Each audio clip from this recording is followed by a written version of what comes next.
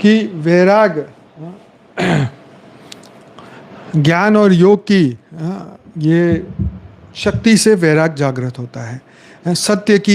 सत्य के ज्ञान से वैराग जागृत होता है। सत्य के करीब पहुंचने से, सत्य को महसूस करने से, सत्य की अनुभूति करने से वैराग प्राप्त होता है। क्योंकि जैसे जैसे पर्दे खुलते जाएंगे, जैसे जैसे पर्दे खुलते जाएंगे तो धीरे धीरे जो है आपको उससे अपने आप ही वो चीज़ में इतना रस नहीं रहेगा। जैसे शादी के कुछ पहले के साल गोल्डन साल है, उसके फिर 10 साल बाद, फिर 20 साल बाद, फिर 30 साल बाद एक दूसरे का मुंह देखने को पसंद नहीं करते। तो कारण क्या है कि उस वक्त जो है फिर और विकार जागृत हो जाते हैं, ईगो जागृत हो जाता है। तो बहुत कुछ है। तो कहने का मकसद ये है कि वासना जो है वो पकड़ के रखती है जीव को।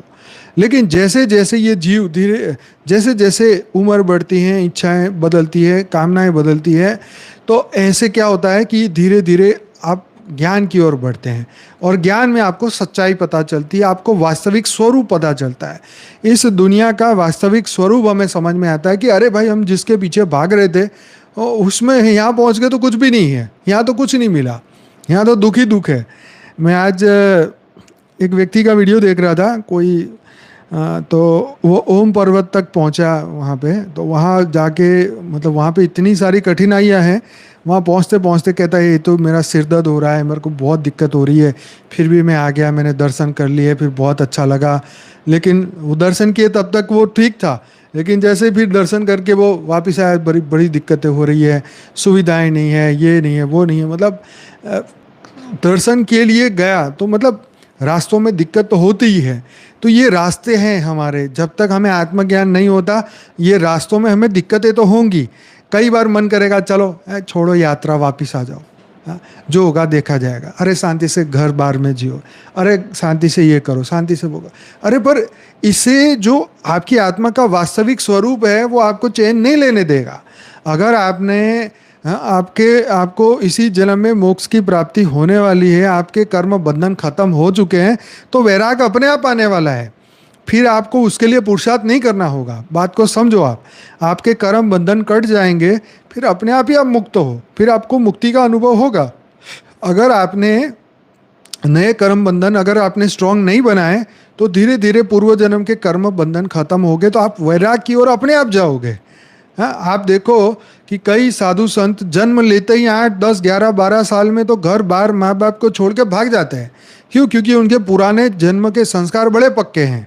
तो उन्होंने तो जन्म इसीलिए मिला कि ये शरीर मिल जाए, बाकी उनको पहले ही पता चल चुका है कि ऐसे अनंत माँ बाप हुए, अनंत भाई बहन हुए, अनंत आनंद घरवाला घरवाली सब कुछ हुए। तो उनको ये पहले से एहसास है, जन्म से पहले से एहसास है। इसलिए जन्मते ही उनको कोई गुरु की आवश्यकता नहीं, वो घर छोड़ के वैसे ही भाग जाते हैं, क्योंकि उनके मन की स्थिति ऐसी होती है, उनके पूर्व जन्म के कर्म। इसीलिए हर सांसारिक व्यक्ति ये साधु संत नहीं बन सकता और कोई साधु संत जो है वो सांसारिक नहीं बन सकता।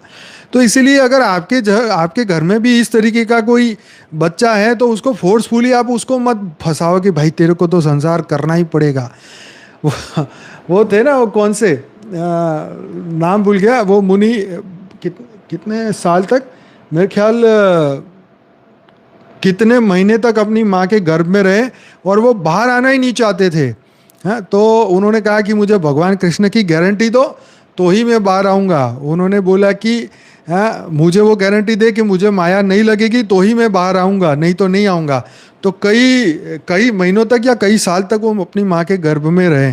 फिर जैसे ही फिर उनको गारंटी दी गई कि हाँ ठीक है तेरे को माया नहीं लगेगी, तो जैसे ही वो गर्भ से बाहर निकले, हाँ व्यास जी थे, कौन थे, सुखदेव जी, यस सुखदेव जी, बिल्कुल सही कहा। तो जैसे ही वो बाहर निकले तो तुरंत ही अपनी माया से वो बड़े हुए और तुरंत ही घर छोड़ के चलने लगे। तो उनके पीछे पीछे उनके पिताजी भी गए, अरे कहाँ जा रहा है भाई, तू कहाँ भाग रहा है। तो इसकी भी स्टोरी हमने चर्चा की है पर बहुत साल हो गए तो भूल गए। तो हम अगर इसको रिपीट करते रहेंगे ना तो हमें ये याद रहेगा, नहीं तो फिर भूल जाते हैं, क्योंकि ये लाइव है ना तो एडिट नहीं हो सकता है वीडियो। तो जो रियल में याद है वही, तो आपके कमेंट का बड़ा सहारा मिलता है मुझे। तो कमेंट से मुझे बहुत ही आगे का हेल्प मिल जाता है। तो कहने का मकसद ये है कि ये पूर्व जन्म के कर्म विचार हमारी तपस्या ना एक जन्म की है, ये तो कई जन्म से चलती आई है। इसलिए आपको अपने बच्चे के कर्मों को या उसके विचारों को समझना चाहिए, उसको सम्मान देना चाहिए। ठीक है, वो कौन सा, वो जीव है या वो शिव है, वो आपको देखना चाहिए। उसके संस्कार देखने चाहिए, उसकी वाणी, उसकी तपस्या, उसको क्या करना है, उसको फ्रीडम देनी चाहिए। तुम बांधते क्यों किसी को? हाँ, यस, हाँ, किसी को बांधने से कुछ नहीं होगा। हाँ, मैं कई लोगों को जानता हूँ जिनकी ज़बरदस्ती यहाँ शादी भी हो गई, वो सक्सेसफुल नहीं रहे, है ना। तो जरूरी नहीं है कि सबका कर्म बंधन इतना स्ट्रांग हो। तो पहले के ज़माना अलग था, आज का ज़माना अलग है। तो खैर, सबको जो अच्छा लगे वो अपनी फ्री विल को यूज़ करें।